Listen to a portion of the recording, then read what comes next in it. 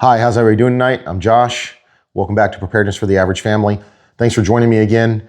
This video is going to be covering our shelter and heat, maintaining core body temperature. It's going to be part of our broad stroke series of videos on the categories of preparedness that my family and I prioritize. Now, why is core body temperature important?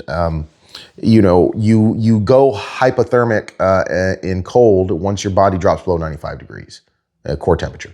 If you get up to 104 degrees core temperature, you go hyperthermic and you can die. So maintaining core body temperature in a survival situation, an emergency situation is key. And that's what we're talking about here in an emergency situation. You know, say your power's out at your house and you live up north and you have no generator or something like that, how are you gonna stay warm?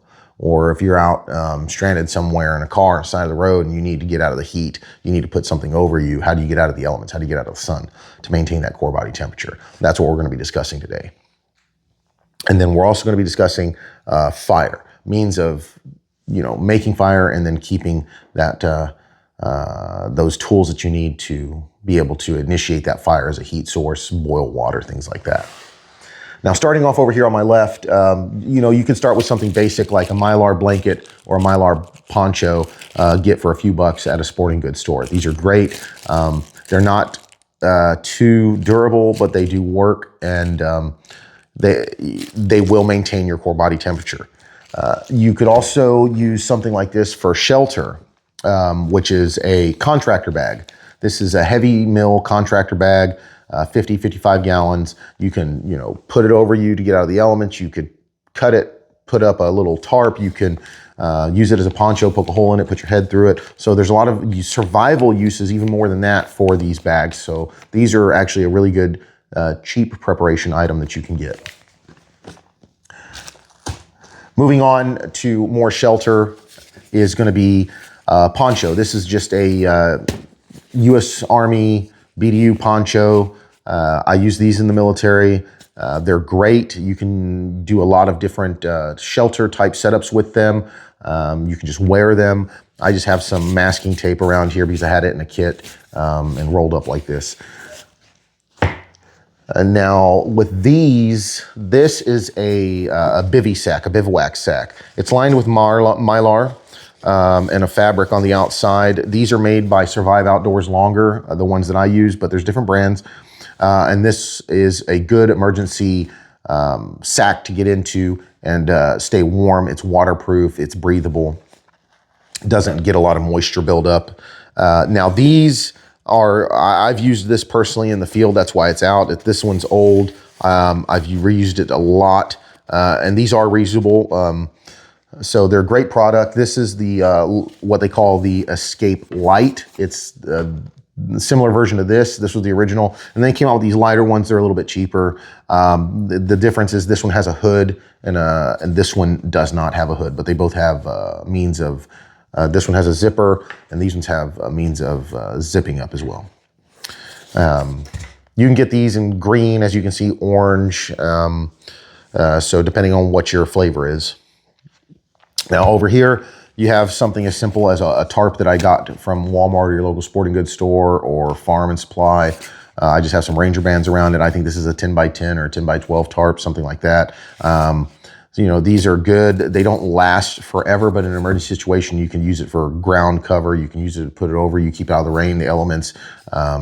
So good to come in handy there when it comes to a affordable way of having a tarp. Now, if you want to upgrade to a more expensive version that'll last you longer, is something like this. This is by a company called Free Soldier, but you don't have to get this brand, as I say, but it's worked for me really well.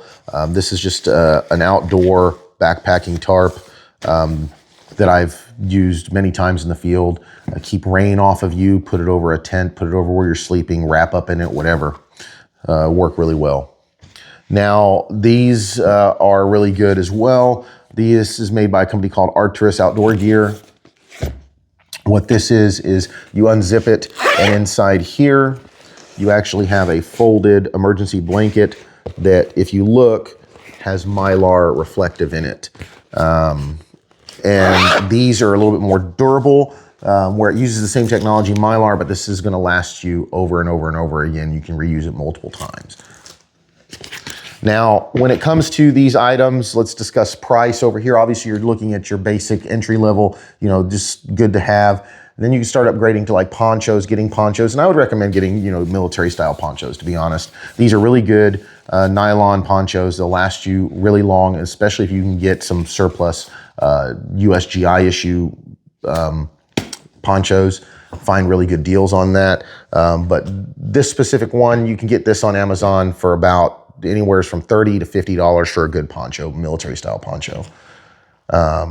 These survive outdoor longer bivy sacks. This one costs about, you know, 70 to 80 bucks online right now on Amazon, and the light version cost about $40 to $50.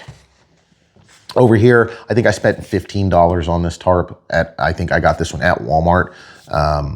So there's that. And a tarp like this, these can get pretty pricey. This one was actually only about $40, $45 on Amazon that I got. But they have more expensive ones, lighter ones, different materials. You can even go waxed canvas, but that's going to be heavy.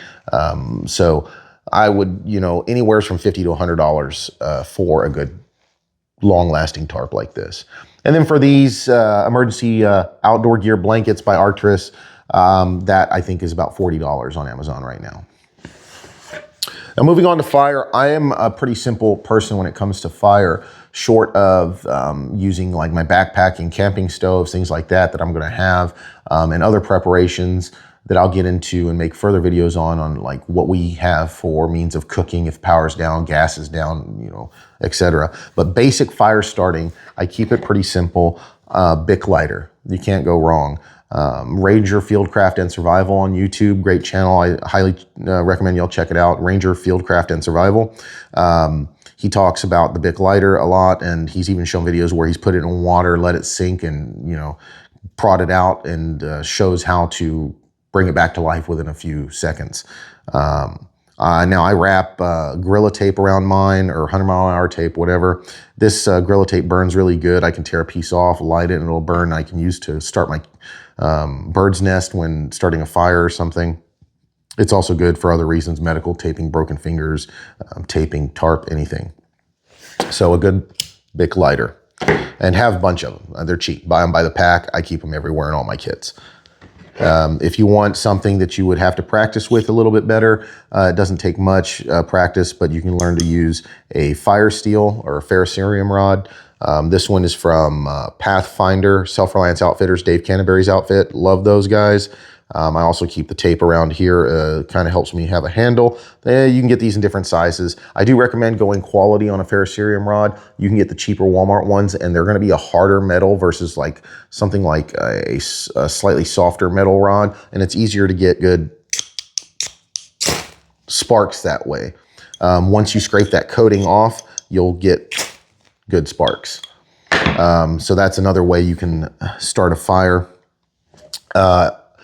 Having fire starting materials, things like cotton, lint, items that are easily to burn, charred cloth material that you can use to start your fires as well, is going to be key in maintaining that. And depending on where you're at, there's other factors that you're going to consider. But this is just a broad overstroke view of what me and my family use here in Central Texas Hill Country.